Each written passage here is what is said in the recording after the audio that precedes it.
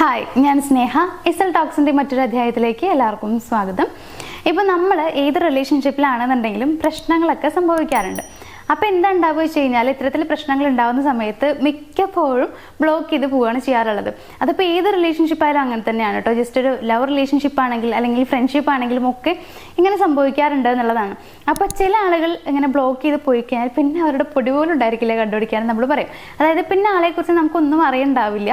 കാരണം അവർ ആ ഒരു പോക്ക് അങ്ങോട്ട് പോയതായിരിക്കും. പിന്നെ നമ്മൾ വിചാരിക്കും കുറച്ച് ദിവസം കഴിയുമ്പോഴത്തേക്കും തിരികെ വരും എന്നുള്ളത്. പക്ഷെ അങ്ങനെ വരുന്നുണ്ടായിരിക്കില്ല. അതേപോലെ ചിലരെങ്ങനെയാണെന്ന് വെച്ച് കഴിഞ്ഞാൽ ബ്ലോക്ക് ചെയ്തിട്ട് പോയി കഴിഞ്ഞാൽ പിന്നെ അവർ അൺബ്ലോക്ക് ആക്കുകയില്ല എന്നുള്ളതാണ്. ആ ബ്ലോക്കിൽ അങ്ങനെ കിടക്കുന്നുണ്ടാവും. അപ്പോൾ ഇങ്ങനെ നിങ്ങളെ ഒരാൾ ബ്ലോക്ക് ചെയ്ത് ഇട്ടിരിക്കുകയാണ്. അപ്പോൾ നിങ്ങൾക്ക് ആ ഒരു ബ്ലോക്ക് ഒന്ന് മാറ്റണം. അതായത് അവർ നിങ്ങളെ അൺബ്ലോക്ക് ചെയ്യണം, എന്നിട്ട് മെസ്സേജ് അയക്കണം എന്നൊക്കെ ആഗ്രഹമുണ്ടെങ്കിൽ അതിന് വേണ്ടിയിട്ട് നമ്മളെ സഹായിക്കുന്ന ഒരു ചെറിയൊരു ടെക്നിക്കാണ് ഇന്ന് നിങ്ങളോട് ഷെയർ ചെയ്യാനായിട്ട് പോകുന്നത്. ഒന്നും ചെയ്യാനില്ല. ഒരു 11 ദിവസം നിങ്ങൾ കണ്ടിന്യൂസ് ആയിട്ട് രാത്രി ഒരു 11 തവണ ഞാൻ ഈ പറയുന്ന കാര്യം ഒന്ന് എഴുതിയാൽ മാത്രം മതി. സിമ്പിളായിട്ട് നിങ്ങൾക്ക് ചെയ്യാൻ പറ്റുന്ന കാര്യമുള്ളൂ. അപ്പോൾ നിങ്ങൾ രാത്രി കിടക്കാൻ പോകുന്നതിന് മുന്നേ ഞാൻ ഈ പറയുന്ന ഈ ഒരു സെൻറ്റൻസ് നിങ്ങളൊന്ന് എഴുതുക.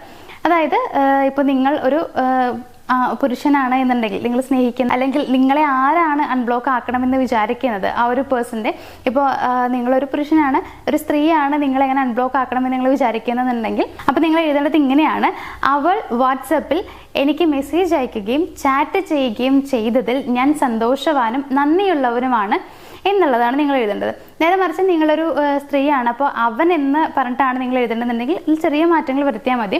അതായത് അവൻ വാട്സപ്പിൽ എനിക്ക് മെസ്സേജ് അയക്കുകയും ചാറ്റ് ചെയ്യുകയും ചെയ്തതിൽ ഞാൻ വളരെയധികം സന്തോഷവതിയും നന്ദിയുള്ളവളുമാണ് എന്നുള്ളത് നിങ്ങൾക്ക് എഴുതാം. അതേപോലെ തന്നെ ഈ ഒരു അവൻ അവൾ എന്നുള്ളത് നിങ്ങൾക്ക് മാറ്റം വരുത്താം.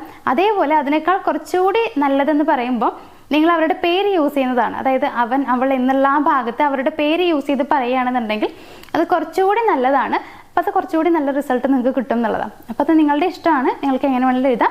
അപ്പോൾ ഇതൊരു 11 ദിവസം മാത്രം നിങ്ങൾ ചെയ്യേണ്ടതുള്ളൂ. 11 ദിവസം രാത്രി നിങ്ങൾ കിടന്നുറങ്ങാൻ പോകുന്നതിന് തൊട്ട് മുന്നേ ഈ ഒരു കാര്യം 11 പ്രാവശ്യം നിങ്ങൾക്ക് എഴുതാം. എന്നിട്ട് നിങ്ങൾക്ക് അങ്ങനെ കിടന്നുറങ്ങാം. ഉറങ്ങുന്നതിന് മുന്നേ നിങ്ങളൊക്കെ എഴുതി കഴിഞ്ഞ് കഴിയുമ്പോൾ നമ്മളങ്ങനെ ഉറങ്ങാൻ കിടക്കുമ്പോൾ അത് വിഷ്വലൈസ് ചെയ്യുന്നതുകൂടി കുറച്ചുകൂടി നല്ലതാണ് കേട്ടോ. അതിപ്പോൾ നമ്മൾ ഏത് ടെക്നിക്ക് ചെയ്യുകയാണെന്നുണ്ടെങ്കിലും വിഷ്വലൈസ് ചെയ്യുന്നത് വളരെ നല്ലൊരു കാര്യമാണ്. അവർ നിങ്ങളെ അൺബ്ലോക്ക് ചെയ്തതും മെസ്സേജ് അയച്ചതും എല്ലാം നിങ്ങളൊന്ന് മനസ്സിൽ ഇമാജിൻ ചെയ്യുക. എന്നിട്ട് നിങ്ങൾ അങ്ങനെ കിടന്നുറങ്ങുക. അപ്പോൾ ഇത് നിങ്ങൾ കണ്ടിന്യൂസ് ആയിട്ട് 11 ദിവസം ചെയ്യുക. അത്ര മാത്രമേ ചെയ്യാനുള്ളൂ. അത് കഴിയുമ്പോൾ നിങ്ങൾക്ക് അതിൻ്റെ റിസൾട്ട് കിട്ടും എന്നുള്ളതാണ്. ചിലപ്പോൾ 11 ദിവസം കഴിയുന്നതിന് മുന്നേ നിങ്ങൾക്ക് റിസൾട്ട് കിട്ടാം. ചിലപ്പോൾ 11 ദിവസം കഴിഞ്ഞിട്ട്, അതായത് കഴിയുന്ന ഒരു ടൈമിലൊക്കെ ആയിരിക്കും കിട്ടുന്നുണ്ടാവുക. എന്തായാലും റിസൾട്ട് ഉണ്ടായിരിക്കും. അപ്പോൾ ഇത് നിങ്ങളൊന്ന് ട്രൈ ചെയ്ത് നോക്കുക.